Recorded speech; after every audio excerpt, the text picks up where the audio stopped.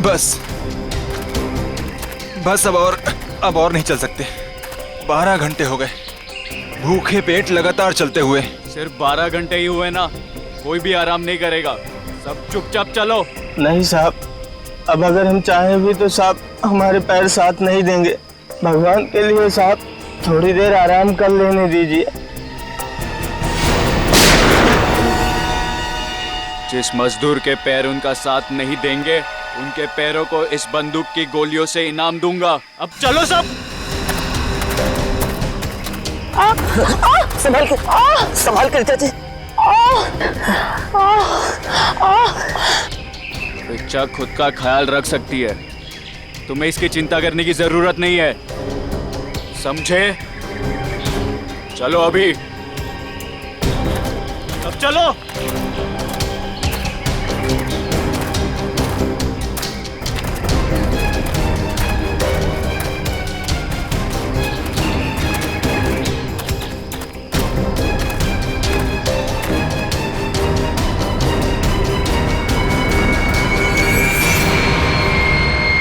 मिल गया।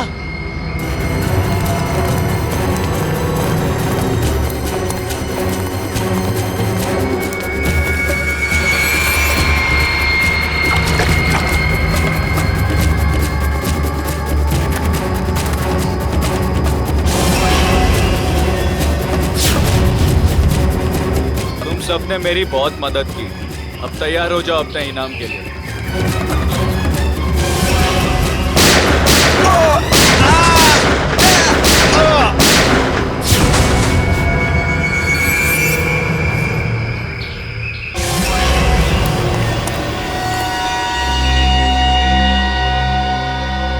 रणबीर, क्या किया तुमने ये? इन्हें इनकी वफादारी का इनाम दे दिया मैंने। ये कैसा इनाम है रणबीर? अब तुम दोनों को तुम्हारी बेवफाई की सजा दूंगा।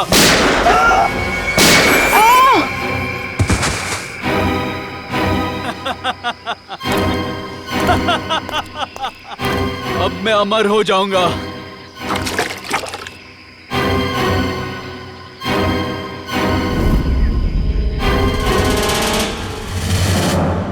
धन्यवाद दोस्तों आप सबका जो अपना कीमती वक्त निकाल कर यहाँ आए और दिल खोलकर सामान खरीद कर इस नीलामी को कामयाब बनाया। अब बारी है उस नीलामी के आखिरी पड़ाव की, आखिरी खरीद की, जिसका आप सबको बहुत बेसब्री से इंतजार था। दोस्तों, सैकड़ों साल पहले स्पेनिश और पुर्तगाली लोग भारत आए थे मसालों का व्यापार करने के लिए। ये डायरी उसी वक्त उसी दौर की है और इस डायरी की खास बात यह है कि इसमें क्या लिखा है मुझे नहीं मालूम, और मुझे तो क्या किसी को भी नहीं मालूम सिवाय इसके मालिक के। ये डायरी स्पेनिश सेलर जॉनसन वैंगलर की थी, जिसे सैकड़ों साल पहले मिस्टर राघव ने नीलामी में खरीदा था और आज उनके पोते मिस्टर सुनील इसको फिर नीलाम कर रहे हैं। मिस्टर सुनील, क्या आपको पता है इस डायरी में क्या लिखा है? जी नहीं। तो फिर ये ऐतिहासिक डायरी आप नीलाम क्यों करना चाहते हैं? इसे पढ़ क्यों नहीं लेते? मुझे कोई फर्क नहीं पड़ता कि डायरी में क्या लिखा है और क्या नहीं, मुझे बस पैसा चाहिए, सिर्फ और सिर्फ पैसा। तो नीलामी शुरू की जाए। नीलामी शुरू करते हैं 10 लाख रुपयों से। 20 लाख। 20 लाख। और कोई? 30 लाख। 30 लाख। वाह साहब। और आपसे ज्यादा कोई है? 30 लाख से ज्यादा? 40 लाख। 40 लाख। 50 लाख। अरे वाह, ये हुई असली कदरदानों वाली बात। कोई और है जो 50 लाख से ज्यादा की बोली लगाएगा? 50 लाख 1, 50 लाख 2, 1 करोड़। वाह साहब, इसे कहते हैं असली कदरदान, जो लाखों की चीज करोड़ों तक पहुंचा दे। 1 करोड़ 1, 1 करोड़ 2, अरे 1 करोड़ 3। 1 करोड़ का चेक मैंने पहले ही आपके ऑफिस में जमा कर दिया है। ये डायरी अगले 1 घंटे में मेरे घर पहुंच जानी चाहिए।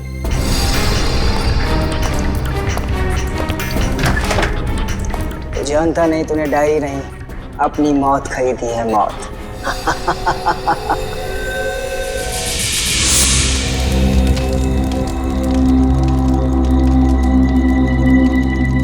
ओह नो, मेरा पानी खत्म हो गया। गाइस, तुम लोग पास पानी है क्या? अरे यार, मेरा पानी तो शाम को ही खत्म हो गया था। अरे तो बताना था ना, ढाबे पे भर लेते। ऐसे ही सो जाओ ना यार, कल सुबह तक की तो बात है। यार प्यासे रहता हूँ, मुझे डरावने सपने आते हैं। अनिकेत, ये डरावने सपने और प्यास का क्या कनेक्शन है भाई दवे? पता नहीं, पर मुझे पानी पीना है यार। तू सुधरेगा नहीं, सो जा। यार तुम लोग तीनों के तीनों कुंभकर्ण।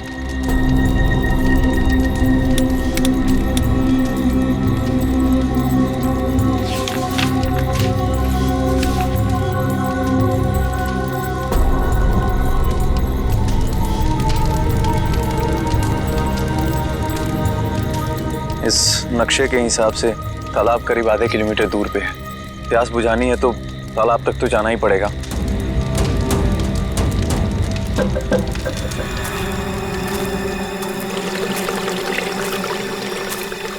ये पानी की आवाज आ रही है, लगता है तालाब कहीं आसपास में ही है।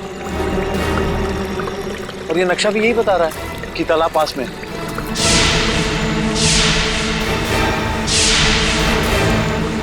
बचाओ बचाओ! ये चीख कैसी है? अरे ये अनिकेत कहाँ चला गया? कहीं ये उसी की चीख तो नहीं? अनिकेत! अनिकेत! अनिकेत! अनिकेत! अनिकेत!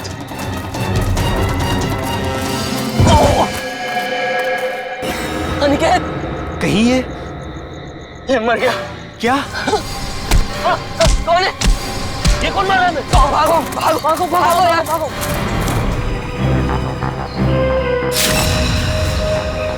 सर तो किसी भारी चीज से वार किया गया है।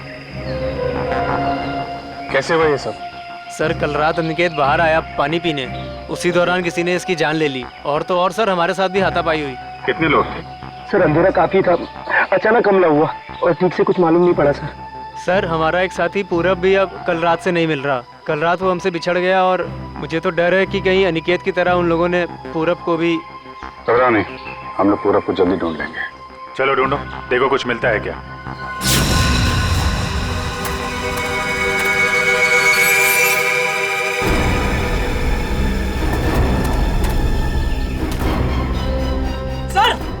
सर जल्दी आइए।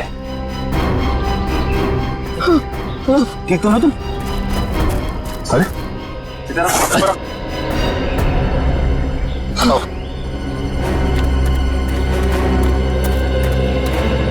Suresh, yes sir. इधर आइए। पूरब तू ठीक तो है ना? आप लोग ये बताइए कि किसी पे शक है आप लोगों को? सर शायद ये उस बाइक वाले का काम है। बाइक वाला? कौन कौन बाइक वाला? सर वही बाइक वाला जिसने कल शाम हम सबको धमकी दी थी। कल की बात याद है तुम लोगों को? ये सबसे ज्यादा पंगे करता है। ये कौन है? क्या बात है बॉस, कुछ चाहिए क्या? हाँ चाहिए, मुझे चाहिए कि तुम सब लोग सुरक्षित रहो। सुरक्षित? ये इलाका बहुत खतरनाक है, अपने अपने घर लौट जाओ, उसी में तुम सबकी भलाई है। वो हमें धमकी दे रहा है। धमकी समझो, विनती समझो या फिर चेतावनी, जो समझना है समझ लो। मेरा फर्ज था तुम्हें सचेत करना, जो मैंने कर दिया। अब अगर मौत के मुंह में जाने का इतना ही शौक है तो खुशी से जाओ। सर शायद वो 100 किलोमीटर से हमारा पीछा कर रहा था और जिस ढाबे पे हम लोग रुके थे सर वो भी वही रुका था। और उस आदमी का चेहरा नहीं याद है आप लोगों को? नहीं सर, उसने एक पल के लिए भी हमारे सामने हेलमेट नहीं उतारा। ढाबे में खाना खाते समय तो हेलमेट निकाला होगा ना? ढाबे वाले से पता करो, देखो शायद उसे कुछ याद हो। ठीक है, तुम साथ में।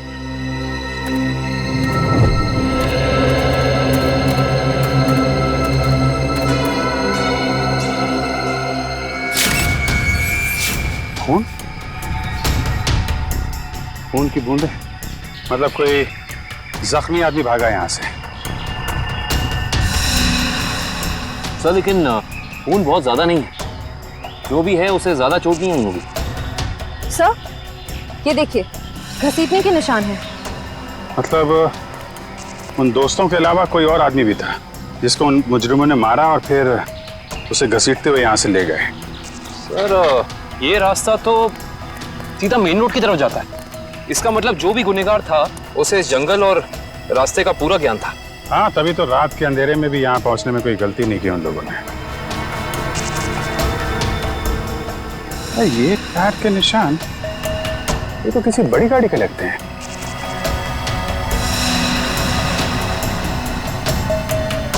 साढ़े 8 इंच। सर ये तो लेस्कॉट गाड़ी के टायर लगते हैं, क्योंकि इतने चौड़े टायर उसी गाड़ी में होते हैं।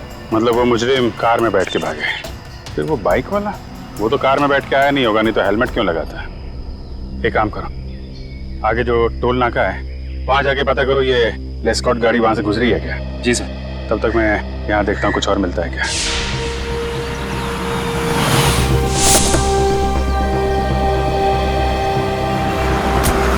यही है वो ढाबा जहाँ मैं और मेरे दोस्त खाना खाने के लिए रुके थे। अरे आइए आइए सर जी, बैठिए। गर्मा गर्म दाल मखनी बनाई है, लगा दूं 5 प्लेट है मक्खन मार के। जी हम लोग खाने पीने नहीं आए, हम लोग सीआईडी से। सीआईडी से? क्या हुआ साहब? आपको याद है कल मैं और मेरे कुछ दोस्त आपके ढाबे पे खाना खाने के लिए रुके थे?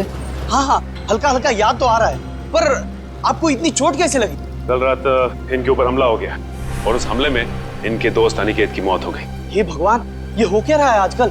समाज में दिन ब दिन जुर्म बढ़ता ही जा रहा है।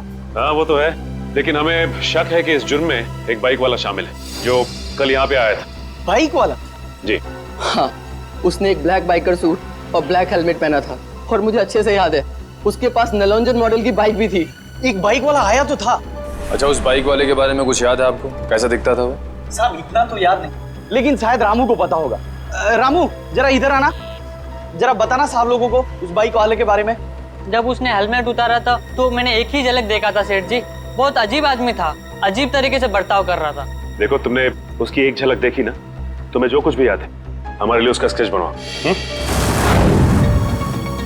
हाँ इशिता, ठीक है, कोशिश जारी रखना।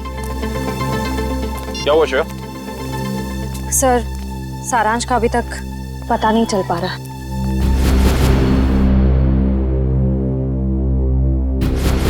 हमें सारांश जरूर मिल जाएगा।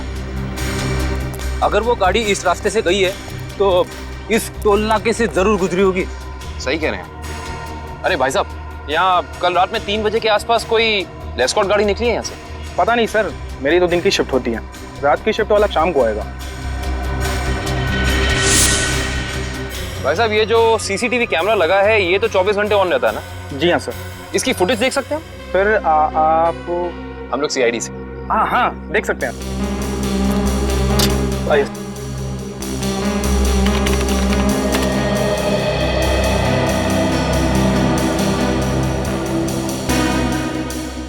ये देखिए, लेस्कॉट गाड़ी रात के 2:55 को यहाँ से गुजरी है। लगती तो वही गाड़ी है, जरा रिवाइंड करिए। एक मिनट पॉज कीजिए। अरे, ना तो ड्राइवर दिख रहा है और ना ही गाड़ी की नंबर प्लेट। थोड़ा जूम कीजिए। ये क्या लिखा है? Car on rent. Car on rent? Sir, ध्वनि नगर में कार ऑन रेंट नाम की कंपनी है। कहीं ये गाड़ी वहीं से किराए पे तो नहीं ली गई थी? सर, ये रहा स्केच। बन गया स्केच? यही वो आदमी? हाँ साहब, ऐसा ही कुछ दिखता था वो। ठीक है, आसपास की दुकानों से पता करते हैं, किसी ना किसी ने तो जरूर देखा होगा उसे। भाई साहब, इस स्केच को ध्यान से देखो, इस आदमी को पहचानते हो? नहीं देखा इसको इससे पहले। साहब, बुरा ना मानो तो ये फोटो मैं देख सकता हूँ? अरे काका, इसमें बुरा मानने की क्या बात है? देखिए।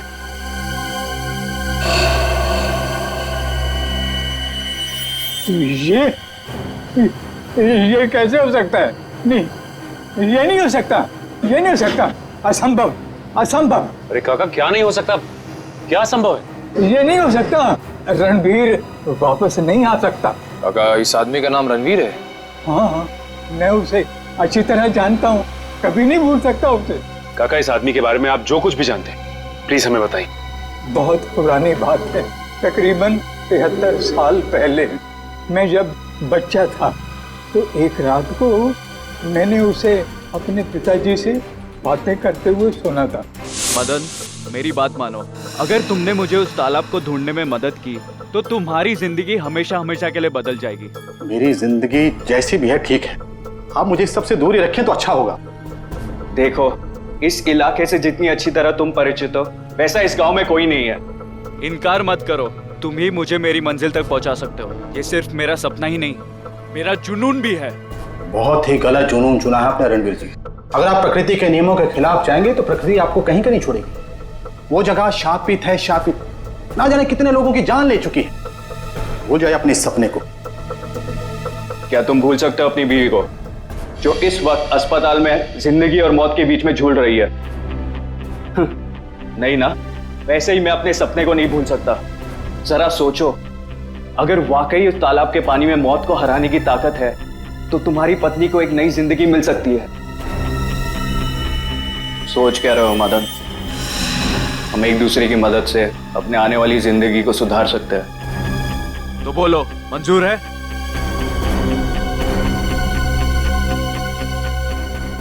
ये कैसे हो सकता है काका?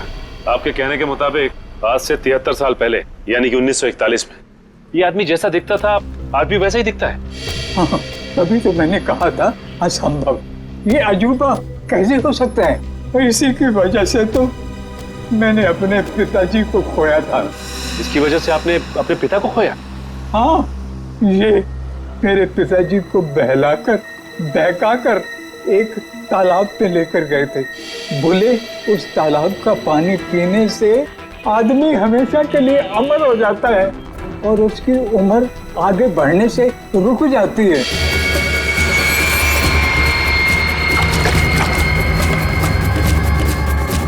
ये कैसा तालाब है काका? मेरे पिताजी तो वापस नहीं आए, शायद उसे वो चमत्कारी तालाब मिल गया होगा और उसी की वजह से आज तक 73 साल पहले जैसा अभी तक वैसे का वैसा ही दिखाई दे रहा है। काका ये कैसी बातें कर रहे हैं आप? ये सारी बातें किस्से कहानियों में होती हैं, असल जिंदगी में इनका कोई लेना देना नहीं, समझे? बिना आग के कभी धुआं नहीं उठता बेटा। तुम भले ही ना मानो, लेकिन उस तालाब के पानी में कोई शक्ति है जो मौत को भी पराजित कर सकती है। सर पूरा जंगल छान मारा लेकिन कोई सुराग नहीं मिला। एक मिनट वो देखो, ऐसा लगता है यहाँ हाल फिलहाल में ही खुदाई हुई है। तो देखो। Yes sir.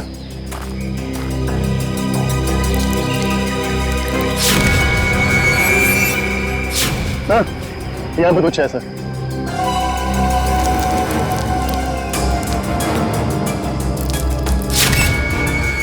माय गॉड, ये तो सालों पुराना कंकाल लगता है। सर मुजरिम लाशों को जंगल में दफनाते थे ये तो पता था, पर पहली बार मुजरिम इतना सालों पुराना कंकाल जंगल में दफनाने आए।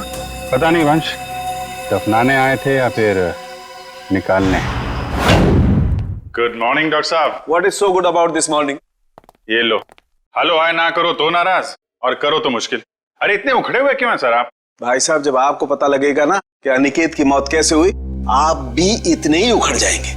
सर जरूर किसी हथौड़े या डंडे से वार किया होगा। सर इससे पहले भी हम ऐसे केस सुलझा चुके हैं। मगर निखिल, पहले के केसेस में और इस केस में फर्क है, और वो ये कि जिस हथियार से अनिकेत के सर पे वार किया गया है वो हथियार 100 साल पुराना है। क्या? 100 साल पुराना? उड़ गए होश? उखड़ गए ना? भाई साहब, अनिकेत के सर पर से मुझे लोहे और लकड़ी के छोटे छोटे टुकड़े मिले हैं और ये टुकड़े 100 साल से भी ज्यादा पुराने हैं। लोहे और लकड़ी के टुकड़े? मतलब हथियार कोई ऐसी चीज है जिसमें लोहा भी है और लकड़ी भी? हाँ, आइए मैं दिखाती हूँ।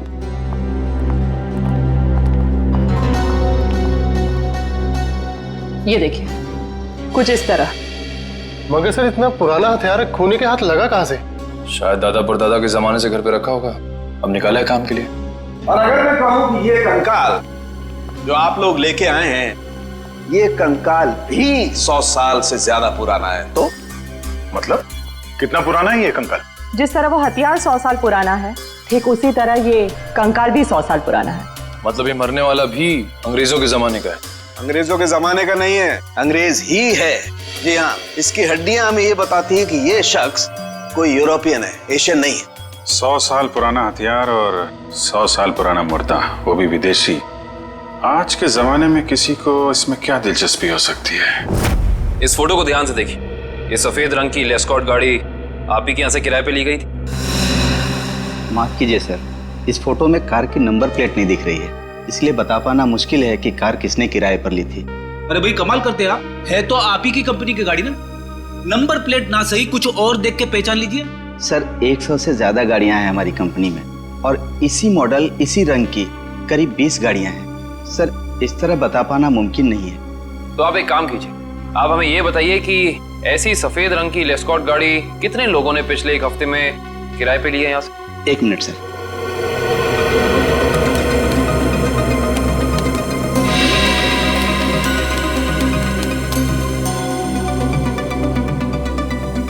सर कुल मिलाकर 7 लोग हैं जिन्होंने पिछले हफ्ते सफेद रंग की लेस्कॉट कार किराए पर ली थी। गुड। अब हमें इन 7 की पूरी जानकारी चाहिए। ठीक है सर। देखते हैं क्या पता चलता है। 5 लोगों से पूछताछ कर चुके, बच्चे 2। इन्हीं में से कोई एक है जो इस केस की अगली कड़ी साबित होगा। हाँ, लेकिन फ्रेडी जी, ये पता करने के लिए भी रिसेप्शन पे कोई होना चाहिए। यहाँ तो कोई है ही नहीं। हाँ, यहाँ तो कोई दिख ही नहीं रहा है। जी नमस्ते, कहिए।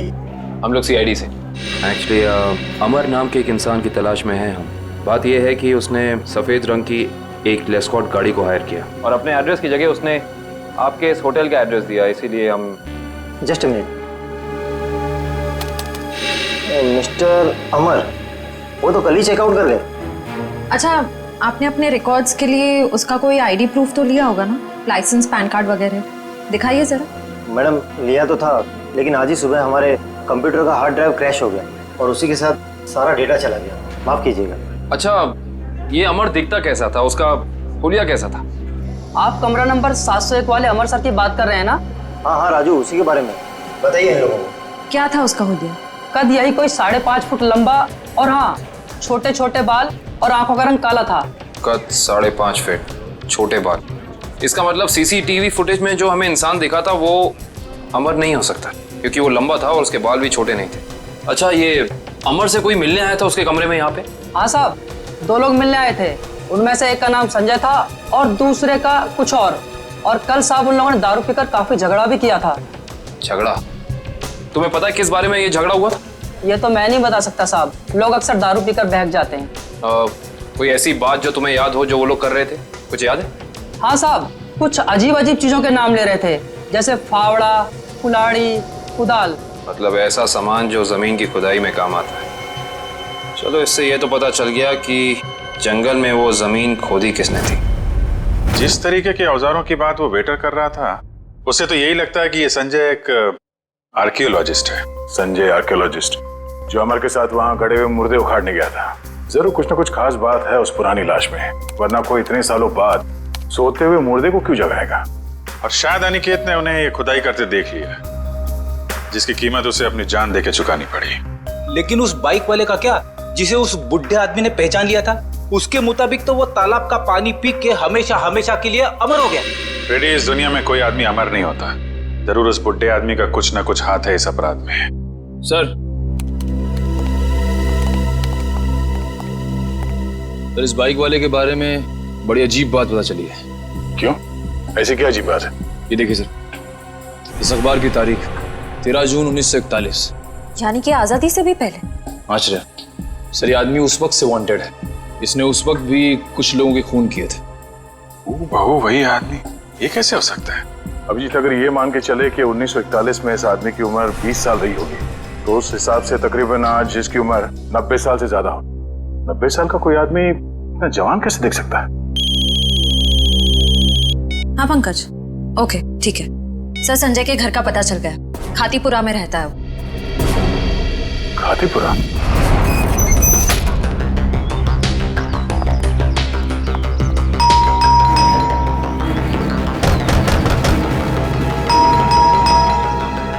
लगता है संजय को हमारे यहाँ आने की खबर लग गई होगी, इसीलिए भाग गया होगा। भाग कर जाएगा कहाँ?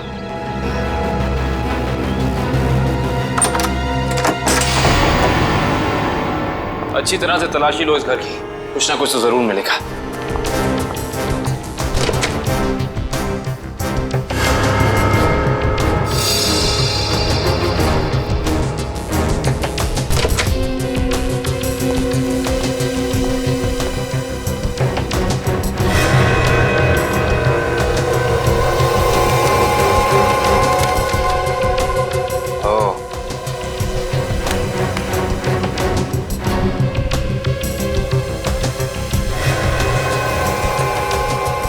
सर, आश्रया, सर ये देखिए, संजय का पासपोर्ट।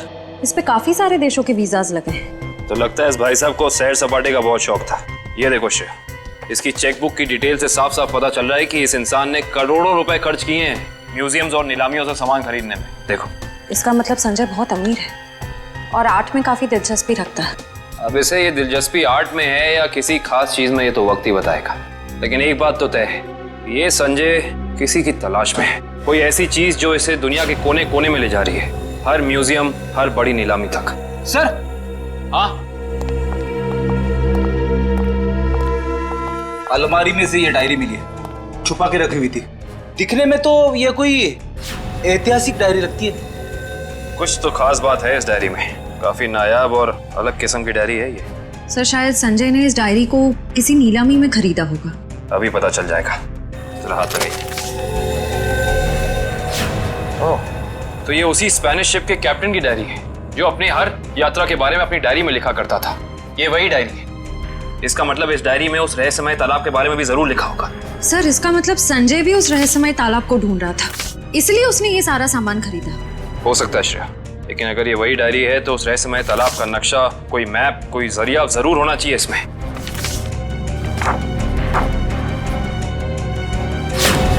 कमाल है, इस डायरी में तो ऐसा कुछ भी नहीं है, कोई नक्शा, कोई जरिया, कोई रास्ता, कुछ नहीं। लेकिन इससे एक बात तो तय हो गई कि इस रहस्यमय तालाब को ढूंढने में दोनों अमर और संजय साथ मिलकर काम कर रहे थे। इसका मतलब हमें इस कमरे में कुछ ना कुछ जरूर मिलेगा। छानबीन करो।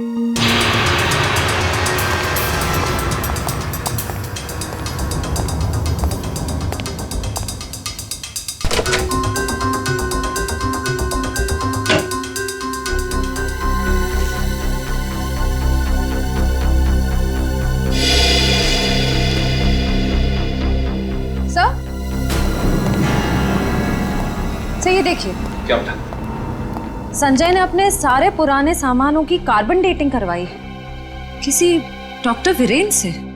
Carbon dating? इसका मतलब तो साफ है कि संजय अपने हर सामान के बारे में पता करना चाहता था कि वो असल में कितना पुराना है। ओ, तो ये है डॉक्टर वीरेन, और इस फोटो से तो साफ साफ पता चलता है कि ये कॉलेज में संजय का प्रोफेसर था। ओह, तो फिर इस वीरेन का भी हाथ हो सकता है अमर के साथ साथ संजय की मदद करने में। डॉक्टर वीरेन। इस वक्त कौन आ गया?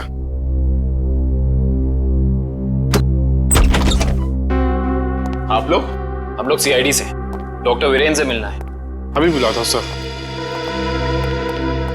आप लोग बैंक से आए ना? नहीं साहब, ये सीआईडी से आए सर। सीआईडी? इसे पहचानते हैं आप? जी नहीं। किसने मारा इसे? हमें पता होता तो अब तक मुजरिम सलाखों के पीछे होता।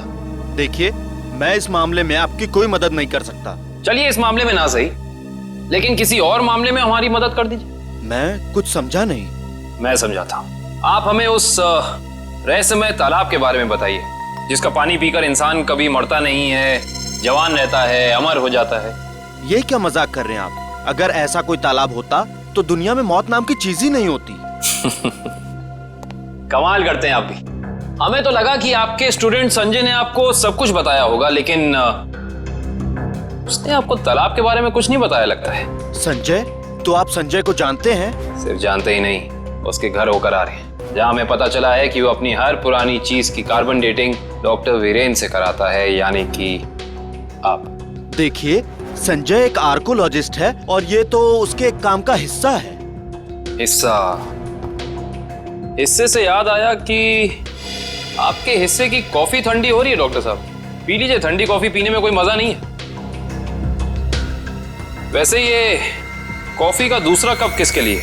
इस घर में और भी कोई है क्या? हाँ साहब, अभी भी। तुम जाओ। ये अभी मेरा दोस्त आया था, उसी का है। नहीं, आपके दोस्त का नाम संजय तो नहीं?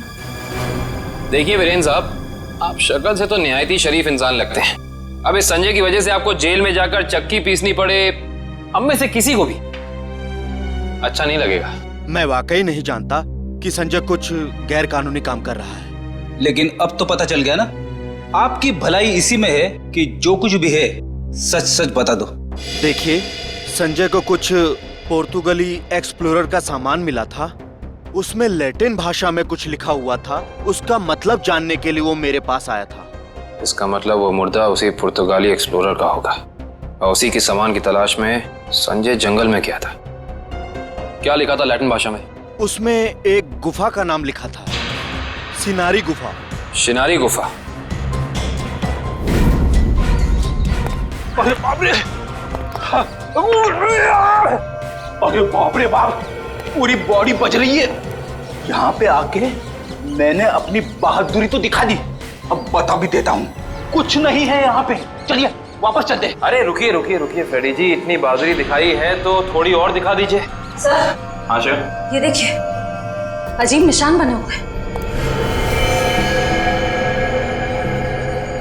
अरे यहाँ पे भी है। हर दीवार पे। कहीं ये निशान उसी पुर्तगाली एक्सप्लोरर तो नहीं बनाए? ये निशान हमें उस तालाब तक पहुंचने का रास्ता दिखा रहे हैं शायद। अंदर चल के देखते हैं।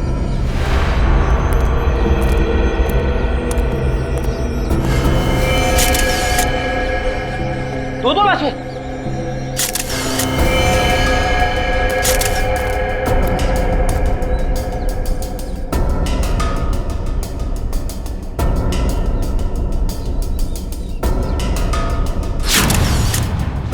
ये तो संजय है। और सर, हो ना हो ये जरूर अमर की लाश है। ये देखिए, होटल के वेटर ने हमें जो हुलिया दिया था, ये हूबहू वैसा ही है। लगता है ये दोनों यहाँ पे उस तालाब की तलाश में आए थे जिंदगी को अमर बनाने और बदले में मिली मौत। है कौन वो आदमी जो तालाब की खोज करने वाले लोगों का खून कर रहा है? जरूर कोई ऐसा है फ्रेडी जी जो नहीं चाहता कि उसके अलावा इस तालाब के बारे में किसी और को पता चले। सर, हो ना हो ये काम जरूर रणवीर का ही होगा, क्योंकि जब संजय खुदाई कर रहा था तब रणवीर भी वहां मौजूद था। सर, हाँ, यहाँ पे जूतों के निशान है। ये देखिए, अलग अलग जूतों के निशान दिख रहे हैं। कम से कम 5 लोगों के होंगे। सही कह रहे हैं आप। 2 तो अमर और संजय के होंगे, 1 रणवीर का, बाकी 2 निशान। इसका मतलब साफ है, इस गुनाह में 2 और लोग शामिल हैं, लेकिन कौन? सिंबल्स को देख के लगता है कि ये हमें उस चमत्कारी तालाब का रास्ता बता रहे हैं। जाने कितने साल पहले बनाए गए होंगे ये निशान, तालाब की तलाश में। और इन निशानों के अंदर ही वो चाबी छुपी है जिससे हम इस केस का ताला खोल सकते हैं। अरे सर, ये तो एक टापू बन गया। और इसके बीचों बीच में है ये तालाब। मगर सर, ये टापू है कहाँ पे और हम यहाँ तक पहुंचेंगे कैसे? इसका पता चल जाएगा निखिल, अगर हम इन निशानों की भाषा समझ पाए, उनको अक्षरों में बदलेंगे तो पता चलेगा। सर, इस तरह के निशान मैंने पजल्स की किताबों में देखे हैं। अब पजल के साथ हायरोग्लाइफिक अल्फाबेट बुक भी आती है ना? हाँ सर। वंश, जल्दी से जाकर किताब लेके आओ। Okay sir.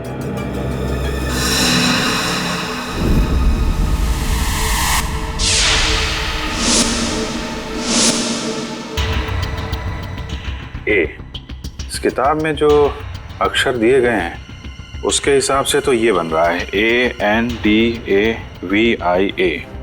अंदाविया। अंदाविया? चलो जरा इंटरनेट पे चेक करो, अंदाविया टापू जैसी कोई जगह है क्या?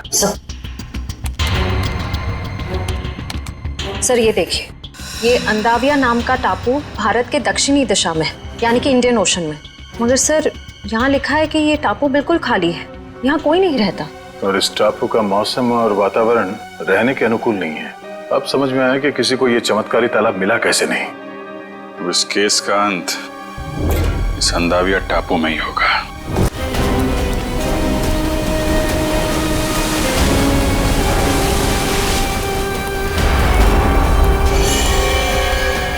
वहां पे देखो, वहां पे कुछ है। सर, लगता है किसी ने आग जला के कैंप फायर किया है। वही लोग होंगे जो तालाब की तलाश में यहाँ पे आए थे।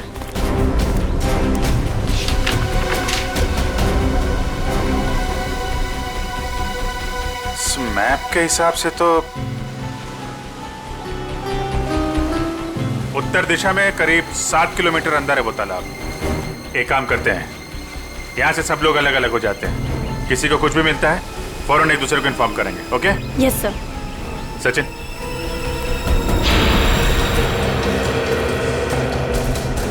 ये देखिए सर, जगह जगह पेड़ों पे कुल्हाड़ी के निशान। जो लोग तालाब की तलाश में इधर गए होंगे ना, उन लोगों ने लगाया होगा रास्ता पहचानने के लिए। ओह माय गॉड, कंकाल।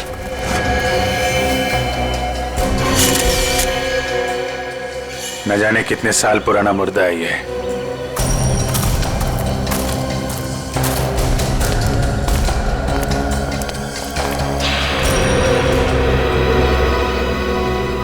धुआं अभी भी निकल रहा है। आग जले शायद ज्यादा देर नहीं हुई अभी। एक और कंकाल सर।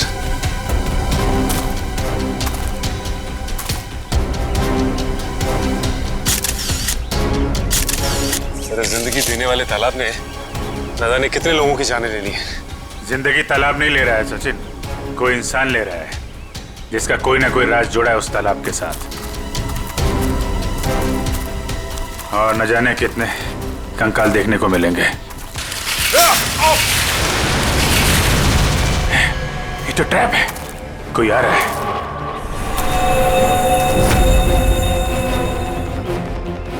ये तो रणवीर है। रणवीर,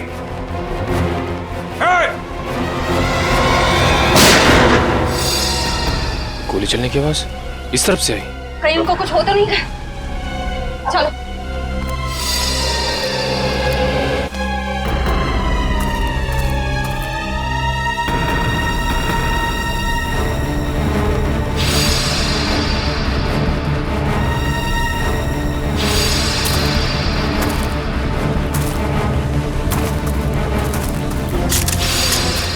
घबराइए मत, मैं आप पे गोली नहीं, मैंने इस पे चलाई थी जो आपको मारना चाहता था।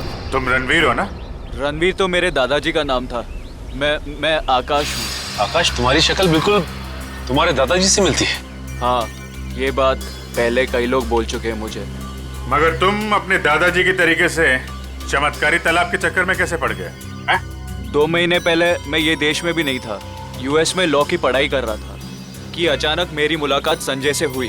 वो इस तालाब और मेरे परिवार के संबंधित कुछ जानकारी चाहता था। अच्छा, तो तुमने संजय को अपने दादाजी के बारे में बताया? हाँ, मगर मुझे कोई अंदाजा नहीं था कि ये तालाब कहाँ है। और संजय से बात करके मेरी उत्सुकता भी बढ़ गई। और इसलिए तुम इंडिया चले आए ताकि संजय पे नजर रख सको और उस तालाब तक पहुंच सको जिसके चक्कर में तुम्हारे दादाजी यहाँ आए थे। हाँ, और इस राज तक भी पहुंच सकूं कि मेरे दादाजी उस तालाब के तलाश से वापस लौटे क्यों नहीं। अच्छा, क्या संजय को वाकई लगता था कि उस तालाब में कोई चमत्कारी शक्ति? नहीं, वो चमत्कारी शक्ति के पीछे नहीं था सर, वो खजाने के पीछे था जो अंग्रेजों के जमाने से वहाँ पे दबा पड़ा है। किस खजाने की बात कर रहे तुम? सालों पहले स्पेन देश से एक ट्रेजर शिप आई थी इस टापू पर तालाब की तलाश में। अच्छा, उस शिप के कप्तान की डायरी संजय के घर से मिली थी ना? हाँ, उसी डायरी से उसे खजाने के बारे में पता चला और कुछ महीनों बाद वो शिप समुंदर में डूब गई। मगर शिप में जो खजाना था वो गोताखोरों को नीचे नहीं मिला।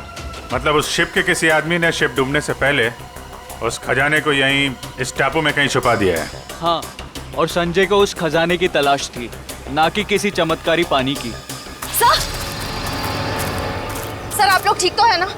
हाँ, हम लोग ठीक हैं। गोली की आवाज सुन के लगा कि कुछ खतरा है यहाँ पे। खतरा अभी टला नहीं निकल। कुछ लोग हैं यहाँ जो खजाने की तलाश में मरने मारने पे उतारू हो गए हैं। सर, तालाब तो मिल गया लेकिन ये तो सूखा हुआ है। लोगों को अमर बनाने वाला तालाब आज वही सूख गया है।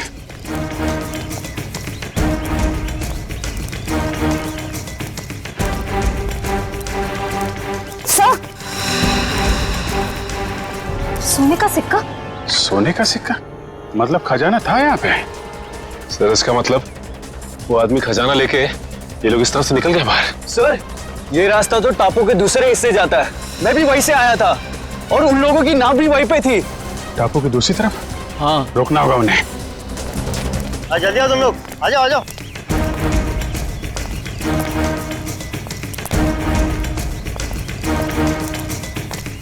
बस बस बस, खजाना यहीं रख दो, बाकी की जिम्मेदारी सीआईडी की है।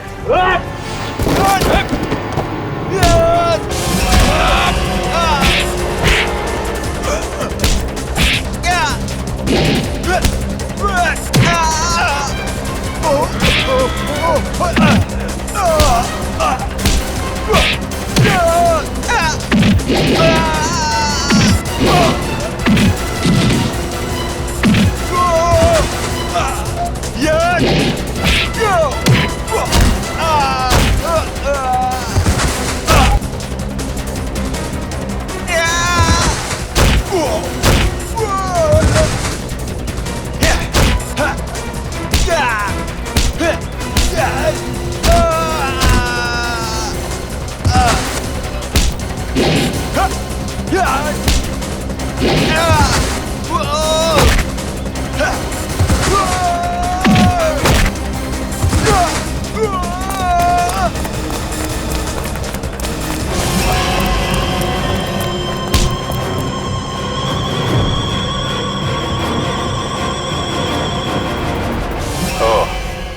तो तुम हो इस खेल के खिलाड़ी।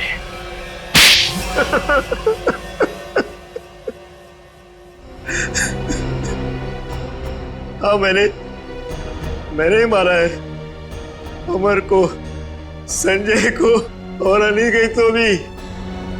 मगर तुम्हें संजय और अमर के प्लान के बारे में पता कैसे चला? उस दिन जब होटल के बाहर में वो लोग बात कर रहे थे, मैंने उन दोनों की सारी बातें सुन ली थी। हम बहुत जल्द खजाने तक पहुंचने वाले हैं, फिर हम बेशुमार दौलत के मालिक हो जाएंगे।